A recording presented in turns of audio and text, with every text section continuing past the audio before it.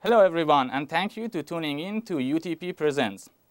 I'm Farzan Faramarzi and I'll be your host today. Today we are talking about the Middle East. My guest today is a former CIA officer.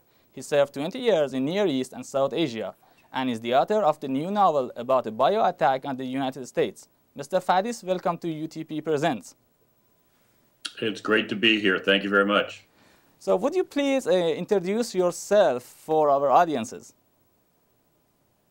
Right. My name is Charles Faddis. I am a retired Central Intelligence Agency operations officer, as you indicated. I spent most of my time in the Near East and South Asia, Southern Europe, worked counterterrorism, weapons of mass destruction, those kinds of things. Okay. You have a show called United States of Common Sense, or USCS. And you address current events on your show. Tell me more about your USCS and what's the goal behind your show? Right. So USCS, the United States of Common Sense, is it's sort of a blog that's affiliated with And Magazine, which is an online publication. When I say sort of a blog, some of the content is written, some of the content is video, some of it's interviews, some of it's monologues by me. What I do is I range over a whole variety of issues. So sometimes it's terrorism, national security, sometimes it's domestic politics, but it's my, I think, pretty independent take on things. And the idea comes from the title that, we're not confined to taking somebody's particular political bent on anything. We're just going to take a real common sense look at all sorts of problems. Okay. Based on your experience, why are terrorist and jihadist groups arising one after the other in the Middle East? Wow, I mean that's a big question, as you know. I mean, I think a big part of the reason has to do with social and economic factors. I mean, a lot of the countries that we're talking about, very difficult economic situations, very limited prospects for young men, very limited access to secular education. These are all the kind of things that sort of breed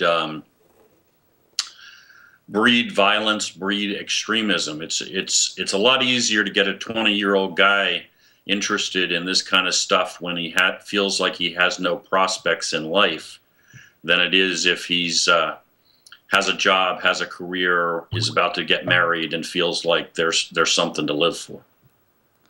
As you mentioned, that's a really broad question.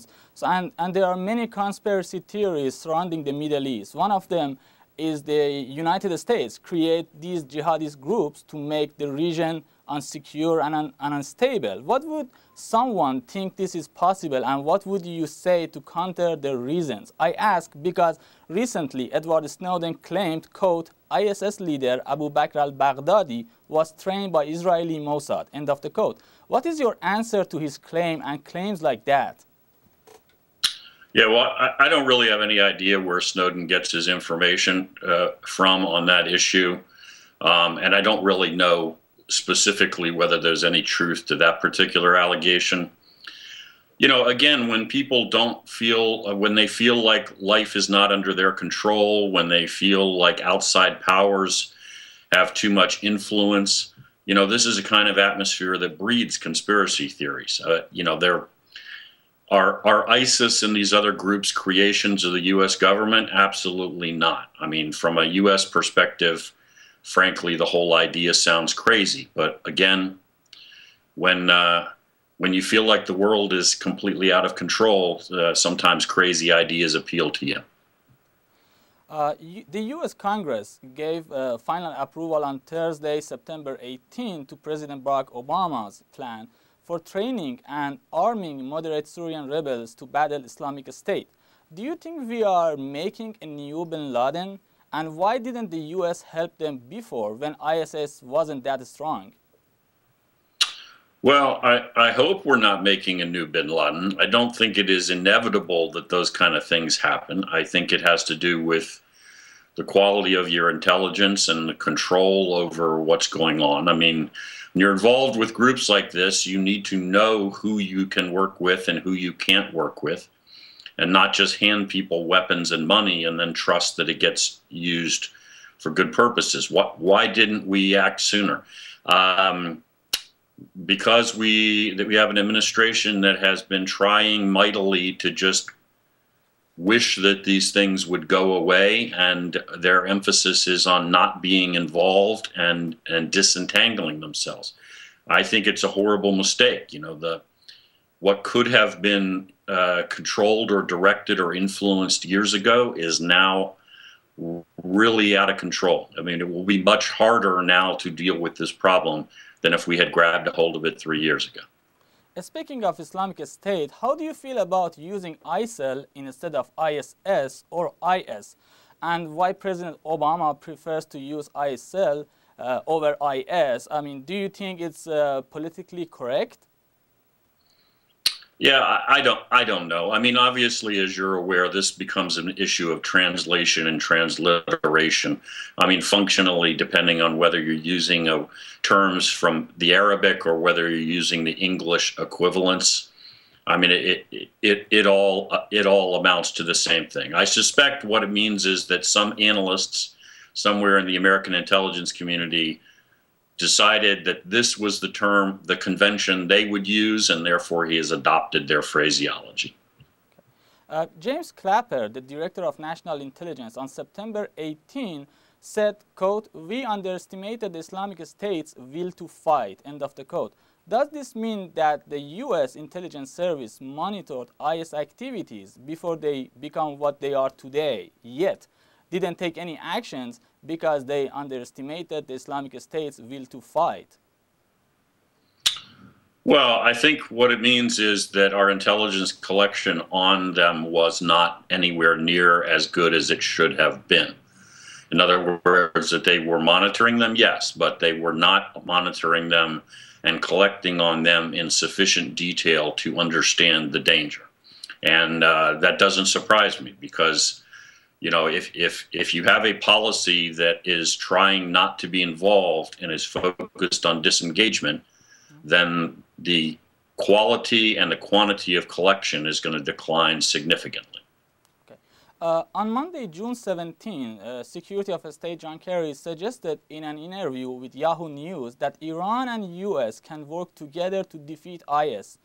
Do you think the United States could end up cooperating with Iran to stop IS in Iraq? God, I hope not. I mean, look, Iran is a great nation, a great people, a great civilization. I've got nothing but respect for the Iranian people, but you're talking about the government of the Islamic Republic, and they are not our friends, and they haven't changed their stripes, and everything else is a tactic by them to achieve some goal.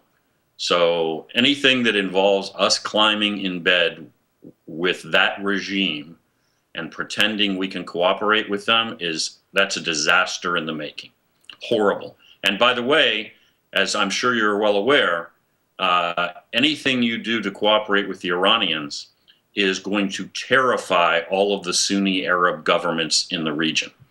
I mean, all of those governments see the United States cooperating with Iran, and that will shake them to their core. Speaking of Iran's government strategies, do you think Iran may change its nuclear deal with the West and European Union by working with the US and fighting against IS? I mean, that would be beneficial for West and European Union? Well, look, the Iranians are going to fight against Sunni extremist organizations like ISIS. They already are fighting against them. I mean, certainly via their proxy, which is Hezbollah. So this is already a war that's underway.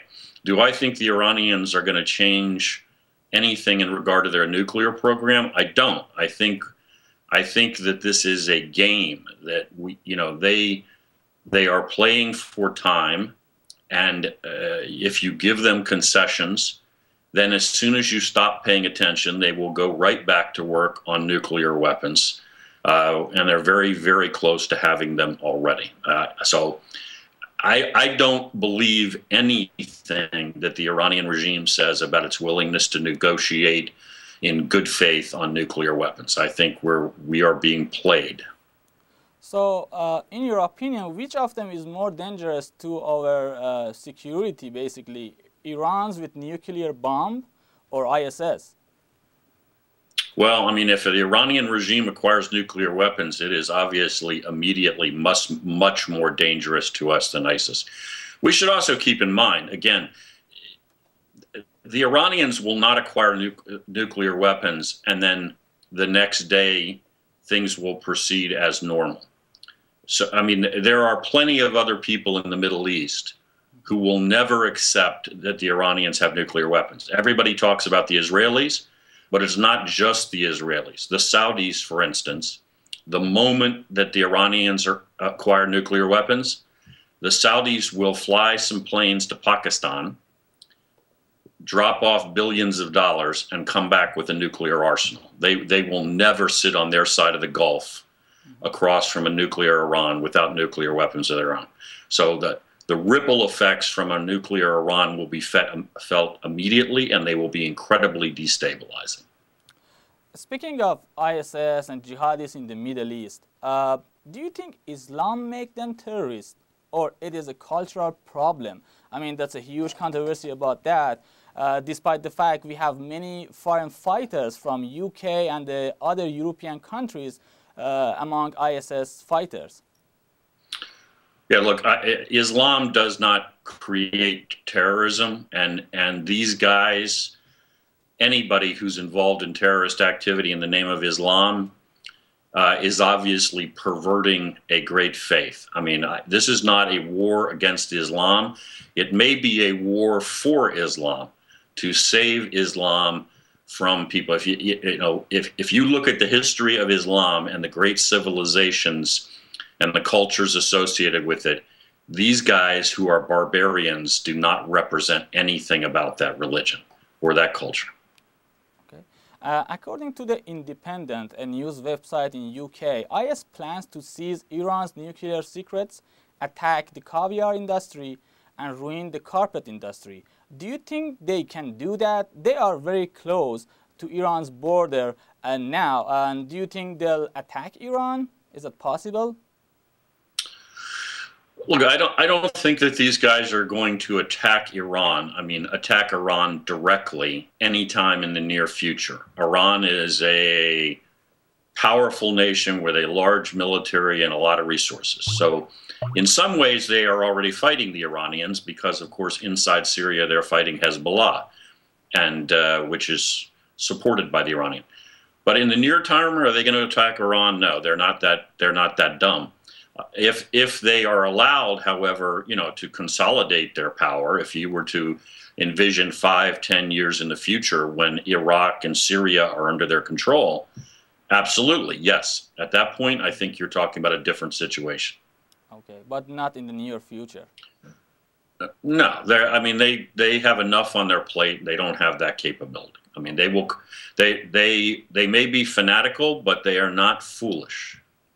Okay, right. For our last question, I would really like to talk about Israel and Palestine's conflict also. Very briefly, are you optimistic about a long-term peace between Hamas and Israel?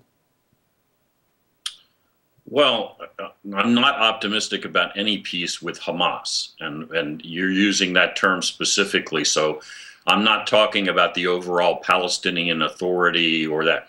But specifically with Hamas, I mean, Hamas is an organization which by definition says that it is dedicated to the destruction of Israel. So it's really, I mean, it would for there to be peace between Hamas and Israel, Hamas is going to have to fundamentally change its objectives. And I don't mean to imply by that all of the issues are Palestinian issues between Palestine and Israel. It's going to take compromise on both sides to reach peace. But specifically on the issue of Hamas, I mean, as long as they continue to officially call for the complete destruction of the state of Israel, it's kind of impossible to figure out how you're going to have a peace agreement with them. Okay, so what's your suggestion to have like a stable peace in that region? Because we have witnessed a lot of conflict and war over there, and that's not beneficial for both nations. Yeah, well, I'm not going to be able to tell you something that sounds, brilliant and insightful and nobody else has thought of.